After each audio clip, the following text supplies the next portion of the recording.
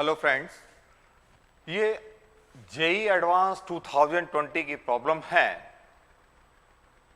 और इस प्रॉब्लम ये इंटीग्रेशन की है कि the greatest integer less than और इक्वल टू दिस, मतलब ये मेनली इंटीग्रेशन की है कि इस इंटीग्रेशन की जो वैल्यू आ रही है उसका ग्रेटेस्ट इंटीजर मतलब फंक्शन ब्रैकेट एक्स फाइंड करना है। तो पहले तो ये इंटीग्रेशन की प्रॉब्लम है और बेसिकली तो ये इंटीग्रल क्या होगा ये आप जस्ट 10 सेकेंड में बता सकते हो। इसका जो इंटीग्रल होगा मैं डायरेक्टली पहले लिख दे रहा हूं कि इसका जो इंटीग्रल होगा 2 into log A minus 1। This will be the answer. अब ये मैंने कैसे लिखा क्विकली इसका आंसर, और आप लोग भी लिख सकते हो ऐसी प्रॉब्लम भी। किस टाइप की प्रॉब्लम है, क्या फंडा है इसमें, अगर ये पता चल जाए तो डायरेक्टली हम आंसर लिख सकते हैं और रटना भी कुछ नहीं है। कोई ये सोच रहा हूं रटना, नो, देख करके आप लिख सकते हैं। लेकिन इसके लिए आपको मेरा ये पूरा वीडियो देखना पड़ेगा, ठीक है? तो आप मेरा पूरा वीडियो देखिए तो आपको पता चल जाएगा। हाँ, वीडियो बड़ा है 10-15 मिनट, क्योंकि मैं सारी चीजें एक्सप्लेन कर रहा हूं, फंडा एक्सप्लेन कर रहा हूं कि क्या है इसके पीछे, ठीक है? लेकिन जब वो फंडा समझ में आ जाए तो इस टाइप की प्रॉब्लम आप 10 सेकंड में कर सकते हो। बस आप देखेंगे और थोड़ा सोचेंगे कि क्या है ये, बस उतना ही टाइम लगना है, ठीक है? तो आप पूरा वीडियो जरूर देखिए।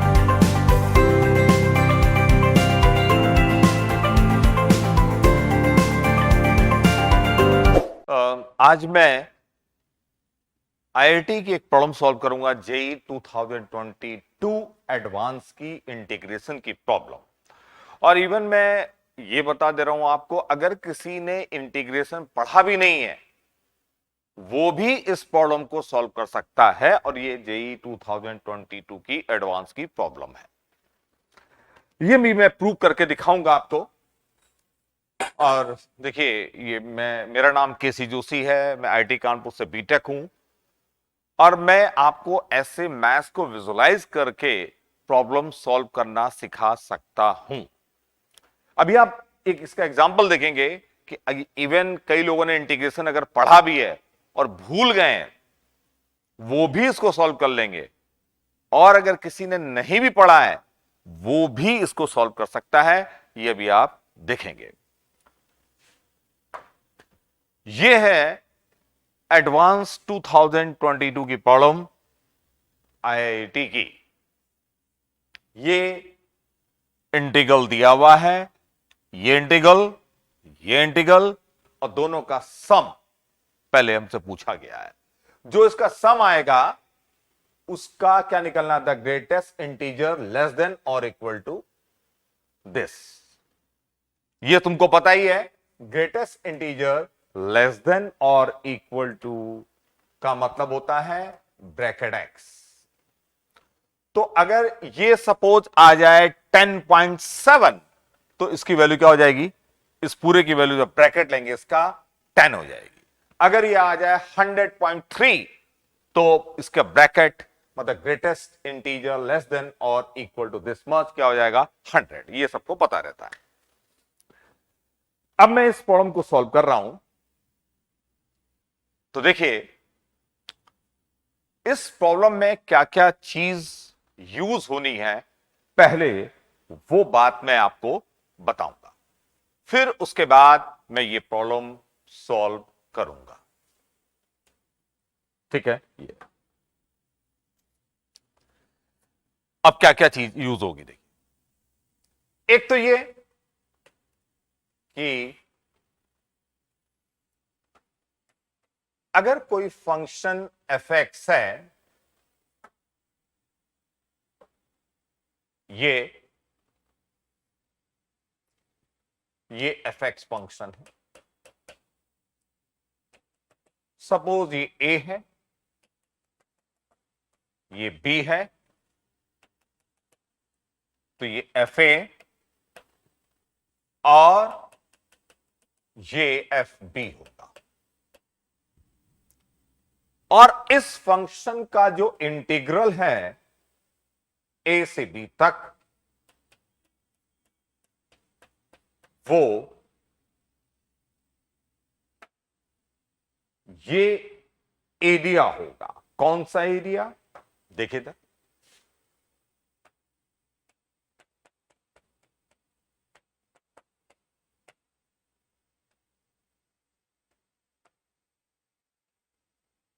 ये एरिया जो होगा वो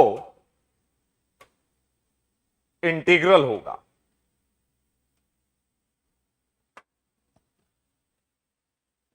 ये एरिया कर्व और एक्स एक्सिस के बीच का जो एरिया है वो ये इंटीग्रल है। तो एक्चुअली में ये एरिया जिस पे ये बना हुआ है, ये बने हुए हैं, ये एरिया ये इंटीग्रल होगा, ये सबको पता रहता है। ठीक है। अब एक बात और, अगर मैं इस फंक्शन का इनवर्स ले लूं, तो जब मैं इस फंक्शन का इनवर्स लूंगा तो इसकी मिरर इमेज आएगी किसमें? y is equal to x line पे मिरर इमेज होगी। y is equal to x line पे क्या होगी? Mirror image. तो अगर मैं ये कर्व देखूं,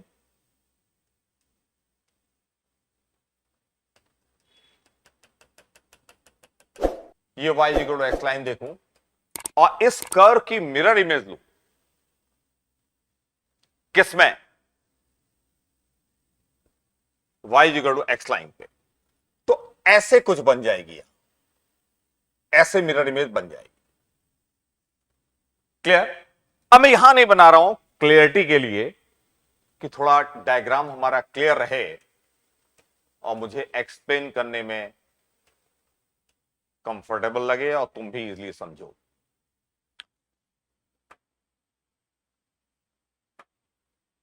तो देखिए इधर,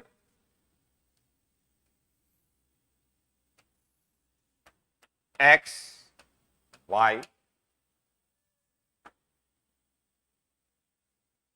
और इसकी जो मिरर इमेज है वो अप्रोक्सीमेटली ऐसे कुछ बन जाएगी यू। तो वही चीज मैं यहां बना दे रहा हूं ऐसे। क्लियर? तो मैंने देखिए इसकी मिरर इमेज ये बना दी।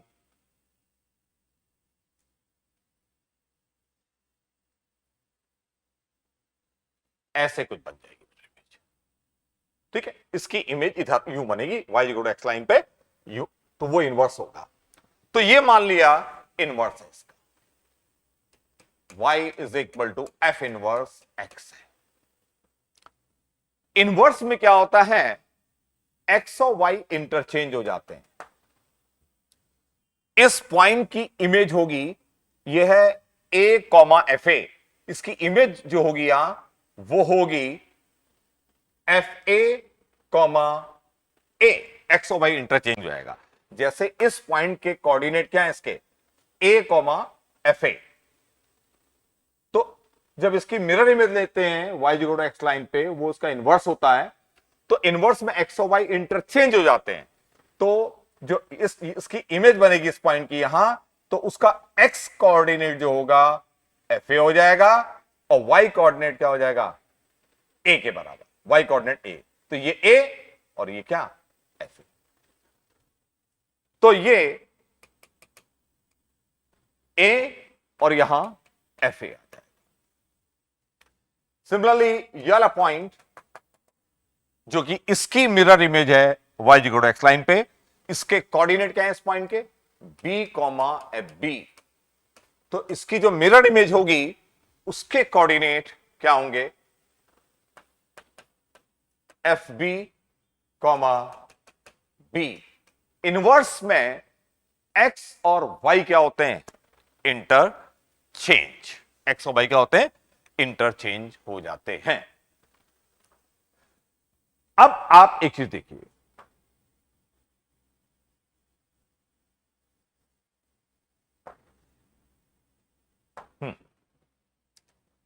ये एरिया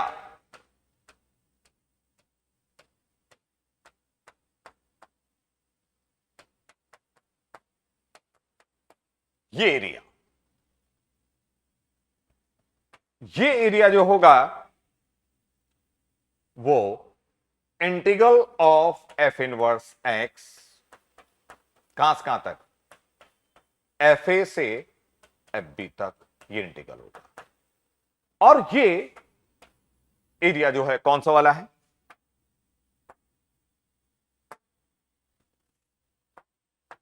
ये एरिया इस इंटीग्रल के क्या होगा, इक्वल होगा। ये तो क्लियर है सबको। ये एरिया, ये इंटीग्रल होगा, ये एफ इनवर्स एक्स है, तो एफ ए से एफ बी तो इंटीग्रेट किया। अब आप एक चीज देखिए,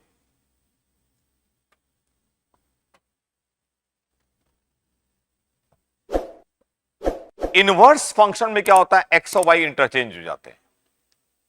अगर एफ इनवर्स एक्स है ये, तो एफ इनवर्स एक्स और एक्स एक्सिस के बीच में जो एरिया आ रहा है एफ ए से एफ बी तक, वो ये है। तो इनवर्स में क्या हो रहा है, एक्स एक्सिस और कर्व के बीच का एरिया, वही चीज क्या होगा एफ एक्स में, वाई एक्सिस और कर्व के बीच का एरिया।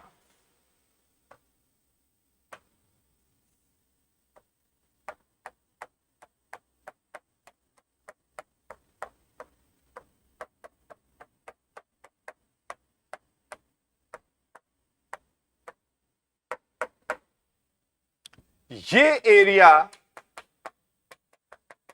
और ये एरिया दोनों इक्वल होंगे। ये एरिया और वो एरिया दोनों क्या होंगे, इक्वल। ये एरिया दोनों इक्वल। क्यों, क्योंकि इनवर्स फंक्शन में क्या होता है, एक्स और वाई इंटरचेंज होते हैं।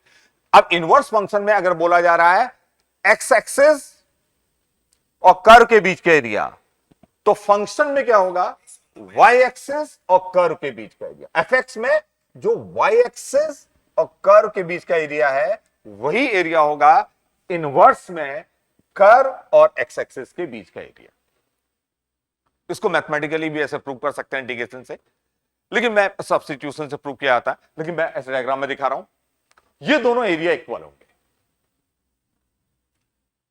तो अगर ये दोनों एरिया इक्वल हैं, एरियाज इक्वल हैं,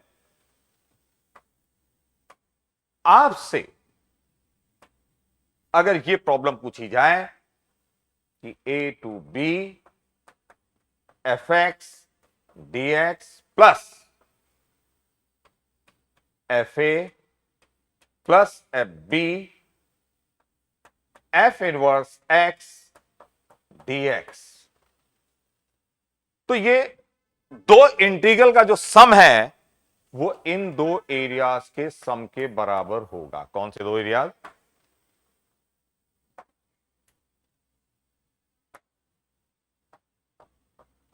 ये वाला और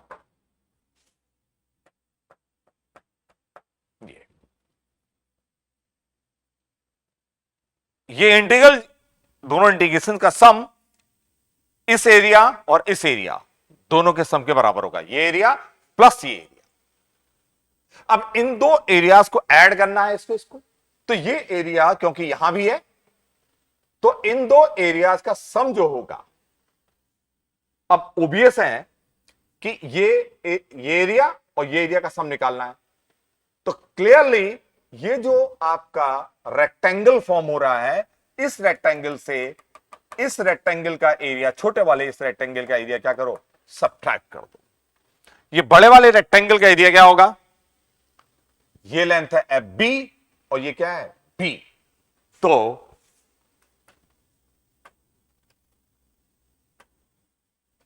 एफ बी इंटू बी,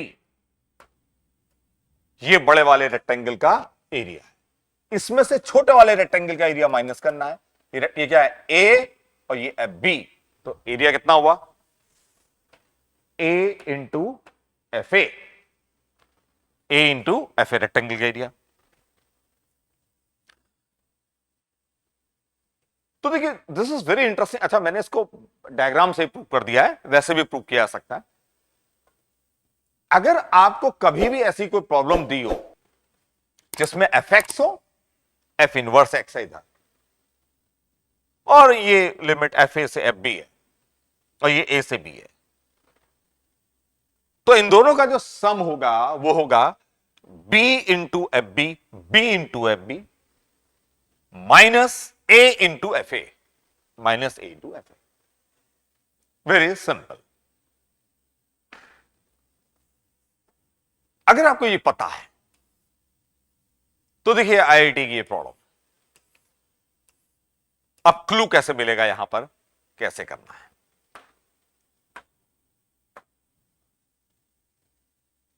तो देखिए इधर लॉग है और यहां एक्सपोनेंशियल। जनरली लॉग जो होता है एक्सपोनेंशियल का इनवर्स होता है, या एक्सपोनेंशियल लॉग का इनवर्स होता है। जैसे a की पावर x, तो log x होता है उसका इनवर्स। तो थोड़ा बहुत लग रहा है ये लॉग भी आ रहा है, एक्सपोनेंशियल भी आ रहा है, तो कहीं ऐसा तो नहीं कि इसका ये क्या हो, इनवर्स हो। हां, अगर इसका ये इनवर्स है तो देखते हैं, ट्राई करते हैं। मान लिया ये function y is equal to log, और ये है,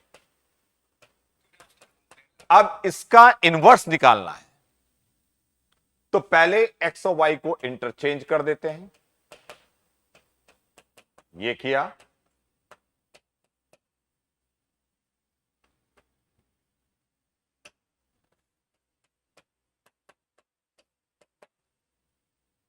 x और y को इंटरचेंज कर दिया। अब y निकालिए यहां से, तो y cube plus 1 is equal to log, हट जाएगा, क्या आ जाएगा, ए कितना है यहां, बेस कितना है 2, 2 टू द पावर x, तो y cube is equal to 2 to power x minus 1, y is equal to 2 to the power x minus 1, 1/3। तो इसका ये क्या है, इनवर्स है, और देखिए यहां दिया हुआ इनवर्स, ठीक है। और बहुत इजीली आप देख सकते हैं कि ये एफ एक्स अगर है, ये ए है, ए अगर 1, ए 1 है और बी क्या है 2, तो देखिए एफ ए मतलब F1 यहां से निकालिए, x को 1 रखा, 2 आया, log 2 टू द बेस 2, क्या आ गया 1। तो देखिए ये एफ ए, ये क्या है a। सिमिलरली आप देख लेंगे ये b, और ये क्या है एफ बी। बस इतनी बात पता है, तो ये जो इंटीग्रल होगा ये हो जाएगा क्या, b इंटू एफ बी मतलब 2 इंटू लॉग ये, माइनस a इंटू एफ ए कितना 1, 1 इंटू एफ ए कितना है 1, तो 1 आ गया। अगर आपको इतनी सारी बात पता है तो आप देखिए इस प्रॉब्लम में कुछ सॉल्व नहीं करना, सीधे आंसर ही आ रहा है आपका। भाई ये पता है कि इसका ये इनवर्स है, तो आपने ये मल्टीप्लाई किया और इसको मल्टीप्लाई किया, सबट्रैक्टर ये आया। लेकिन अब पूछा क्या गया, ग्रेटेस्ट इंटीजर लेस देन और इक्वल टू दिस मच। जैसे अगर इसकी वैल्यू हम देखनी पड़ेगी कितनी आ रही है, सपोज इसकी वैल्यू आ जाए 7.3, तो ग्रेटेस्ट इंटीजर क्या हो गया, लेस देन और इक्वल टू दिस 7.3 से छोटा 7, और ग्रेटेस्ट 7 आ गया, ये तो पता ही है सबको। अभी देखना पड़ेगा ये कितना आ रहा है, ये कितना आ रहा है देखना है। तो देखिए इधर अब log 9 है, कई लोग ऐसे भी कर सकते हैं, भाई log 9 है तो ये क्या होगा 8, log 8 हमको पता है, log 8 मतलब log 2 क्यूब, ये तो 3 होता है। तो कई लोग बोल सकते हैं कि log 9 जो होगा वो 3 से बड़ा होगा, तो 3 पॉइंट समथिंग होगा। 3 पॉइंट समथिंग तो 2 से मल्टीप्लाई किया तो 6 पॉइंट समथिंग। नहीं, जरूरी नहीं है भाई, ये भी देखना पड़ेगा कि 3 से कितना बड़ा है। सपोज ये है 3.6, तो 3.6 का डबल किया तो कितना हो जाएगा 7.2, 7 से ऊपर चला जाएगा। तो हमें थोड़ा देखना पड़ेगा कि ये log 9 एक्चुअली में है क्या। ये 3.5 से बड़ा तो नहीं है। अगर 3.5 से बड़ा होगा तो ये 7, मतलब पूरा 7 से बड़ा हो जाएगा। और अगर ये केवल 3.2 3.3 ऐसे है तो ये क्या रहेगा टोटल 6 पॉइंट। ठीक है, ये देखना पड़ेगा हमको। तो अब आप देखिए, ये करने के लिए मैंने क्या किया, ऐसे लिखा log 2 81 माइनस log बेस 2 लिख सकते हैं, और इसको लिख सकते हैं 81/2 मतलब log 40.5, log ऑफ 40.5। अब देखिए, हमको ये पता है कि 2 टू द पावर 5 इससे बड़ा है 40.5, क्योंकि ये क्या है 32। 2 टू पावर 6 से छोटा है ये। तो अगर log ले लेंगे पूरे का, log ऑफ दिस क्या होगा 5, log ऑफ दिस, इसका log क्या होगा 40.5 का log बेस 2 पे ये लेंगे, और इसका log क्या होगा 6। तो ये जो है ये 5 और 6 के क्या आ गया बीच में आया। तो ये जो पूरा सम आ रहा है ये 5 और 6 के क्या आ रहा है बीच में। तो greatest integer of this, greatest integer of any number which lies between 5 and 6 क्या होगा 5। तो 5 इसका आंसर होगा। तो this is very beautiful problem, very simple. लेकिन सिंपल तब है जब आपको ये चीज पता हो कि ये fx और ये f इनवर्स है, और इसको डायरेक्टली कर सकते हैं। और क्यों कर सकते हैं वो अभी मैंने प्रूव कर दिया। वैसे उसको मैथमेटिकली भी बाय सब्स्टिट्यूशन से भी प्रूव किया जा सकता है, वो मैं जब इंटीग्रेशन पढ़ाऊंगा तब बताऊंगा। लेकिन मैंने अभी इसको डायग्राम से आपको दिखा दिया है कि ये दोनों का सम ये होगा। ठीक है, तो मैं ऐसे कुछ वीडियोस आपके लिए लाता रहूंगा, और मेरे चैनल को सब्सक्राइब जरूर करिए।